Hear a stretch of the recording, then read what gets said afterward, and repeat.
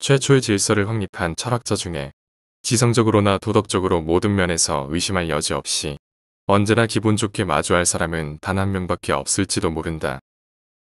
1724년에 태어나 1804년생을 마감한 이마누엘 칸트다. 칸트는 프로이트의 과학 이단자들처럼 사고의 혁명을 일으킨 철학자인 동시에 예측 가능한 성격을 지닌 평범한 사람이었다. 칸트는 어떤 생각을 했을까? 그는 철학이 성과가 없는 학문으로 악명 높다는 사실에 괴로워했다.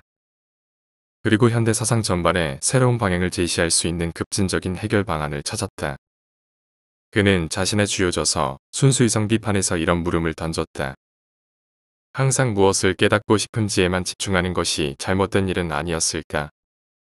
어쩌면 우리는 어떻게 깨달을 수 있는지에 대해 먼저 생각해야 하지 않을까? 칸트가 말하길 지금까지의 모든 깨달음은 어떤 대상을 향해 있어야 한다고 가정했다. 하지만 이런 방식의 철학은 아무런 성공도 거두지 못했다. 그래서 전제를 바꾸어 대상이 인간의 깨달음을 향하도록 한번 시도해 보는 것이다. 칸트의 이론이 지닌 위험성은 단박에 눈에 띈다. 현실이 우리 머릿속에서 나온다는 생각은 근거 없는 임의성과 안전한 상대주의를 뒷받침하기에 좋은 주장이다. 하지만 합리성과 질서의 대명사 이마누엘 칸트는 그러한 사실을 의도했거나 용인할 사람이 절대 아니다. 칸트에 따르면 우리의 정신은 절대 제멋대로 움직이지 않는다. 오히려 정확하게 분석할 수 있으며 매우 투명하고 신뢰할 만한 방식으로 작동하는 도구다. 우리의 의식은 경험과 감각 정보를 공급받으면 그 자료들을 매우 절자인 일정한 법칙에 따라 규정된 현실로 분류된다. 이것이 경험에 근거한 관찰로 명제를 발전시키는 과학의 절차이자 견고한 방식인 셈이다. 하지만 인간 정신이 해내지 못하는 한 가지가 있다. 한 인간의 결론과 증명은 자신이 경험한 실제를 벗어나지 못한다는 것이다. 칸트가 이름 붙인 대로 초월적인 것, 감각과 인지의 영역을 넘어서는 것들은 한 개인이 알아차릴 수 없다. 우리는 신의 존재나 영혼의 유무를 영원히 증명해 내지 못할 것이다. 우리가 지금까지 충분히 고민하지 않았거나 정보가 부족해서가 아니다. 그러한 것들은 근본적으로 우리가 도달할 수 있는 영역밖에 놓은 주제이기 때문이다. 칸트는 종교적인 믿음에 대한 모든 논증을 반박했다. 신이 없다고 믿는 것은 종교를 믿는 것만큼이나 믿음이 필요한 일이다. 칸트는 세계 시민이자 계몽주의자였다. 그는 승리주의에 젖은 편협한 계몽주의자가 아니었다. 세상에 숨겨진 비밀은 없고 자신이 모든 것을 끝으로 볼 수 있다고 믿었던 사람이 아니라 이성과 합리성의 한계를 알면서도 일단은 더 나은 대안이 없으니 여기에 기대어 우리의 운을 시험해봐야 한다고 생각했던 사람이다.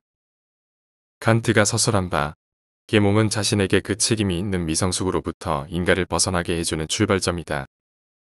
완전하고 흠결이 없는 진실에 도달할 수는 없지만 성숙한 상태에는 도달할 수 있다. 어렵지만 도전해 볼 수 있다. 이마누엘 칸트는 독일의 가장 위대한 철학자인 동시에 가장 위대한 자유주의자였다. 흔히 칸트의 윤리는 의무의 윤리라고 알려져 있다. 맞는 말이기는 하지만 칸트가 말하는 의무는 보통 사람들이 생각하는 그것과 완전히 다른 개념이다. 그는 군인이나 공무원에게 기대되는 복종과 복무의 의무 등을 말한 것이 아니었다. 그가 생각하는 도덕도 오늘날 대부분의 사람들이 생각하는 도덕의 의미와 전혀 달랐다. 칸트가 생각하는 도덕적 의무란 침대에서든 어디에서든 타인의 지시나 명령에 따르지 않고 스스로 규정을 세우고 그에 걸맞게 행동하며 살아가는 것을 의미한다. 자주성이란 말에 담긴 의미와 같다. 스스로 법칙을 정하는 것이다. 칸트는 사람들에게 자신이 하는 행위가 도덕적인지 아닌지 시험해 보는 방법을 제안한다. 바로 그 유명한 정언명령이다. 당신이 따르려고 하는 원칙이 누구나 따르는 보편 법칙이 되어도 괜찮다고 생각할 때만 해당 원칙에 따라 행동해야 한다. 우리가 하는 행동이 선한 행동인지의 여부는 우리가 하는 행동이 일반적인 원칙이 되기를 바라는지 아닌지에 따라 가늠할 수 있다. 잘못된 행동이라면 자기 자신의 이익을 위해서 특별하고 드물게 행해지길 바랄 것이다. 그 잘못된 행동이 보편타당성의 테스트가 비추는 빛, 즉 정언명령의 빛을 꺼린다는 의미이기 때문이다. 칸트의 윤리학은 깨끗하고 밝으며 마치 활짝 열어둔 창문처럼 상쾌한 바람이 밀고 들어오는 느낌이다.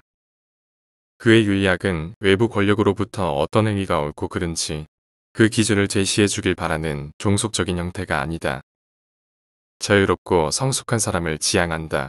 그렇다고 해서 이미 잘하고 있다는 텅 빈 위로를 건네는 관용과 자애가 아닌 엄격한 철학이다. 자아를 탐색하고 비판하라고 등을 두드린다. 칸트의 철학은 양심의 심오함과 이성의 날카로움을 동시에 지녔다. 앞의 내용은 얀 로스가 지은 책 빌둥의 일부본이다. 이 책은 교양에 관한 생각을 담고 있다. 나는 그 중에서 칸트의 철학 부분을 가지고 왔다. 칸트는 인간의 이성을 중요시하는 동시에 이성이 가진 경험적인 한계성을 인정하는 철학자이다.